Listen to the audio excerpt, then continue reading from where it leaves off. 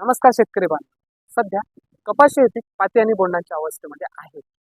या अवस्थेमध्ये कपाशीसाठी सगळ्यात धोकादायक गोष्ट म्हणजे गुलाबी बोंडअळी.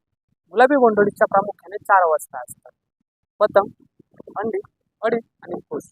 या अवस्थांमध्ये गुलाबी बोंडअळीचे नियोजन करणे अत्यंत गरजेचे असते. साधारणतः अमावस्येला गुलाबी बोंडअळी ही पातीजवळ अंडी देतात आणि त्या अंडीमधून 2 ते 3 दिवसांनी अळी निघते. ही अळी पातीजवळील परागकणाजवळचा भाग खाते.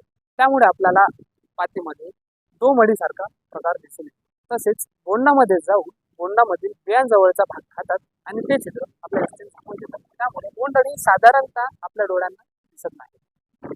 त्यामुळे बोंडअळीचे 4ही अवस्थांमध्ये नियोजन करणे फार गरजेचे आहे.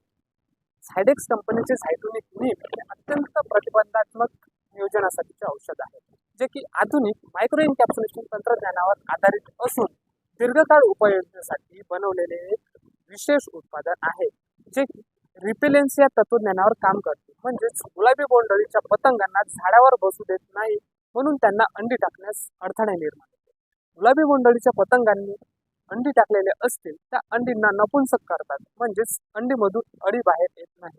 झायटोनिक नीम हे कुठल्याही बुरशीनाशकासोबत तसेच कीटकनाशकासोबत काम करू शकते.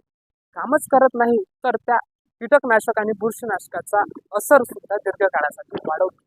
म्हणून गुलाबी बोंडअळीच्या 4ही अवस्थेमध्ये नियोजनासाठी तुम्ही झायटोनिक नीम हे प्रत्येक फवारणीमध्ये वापरा.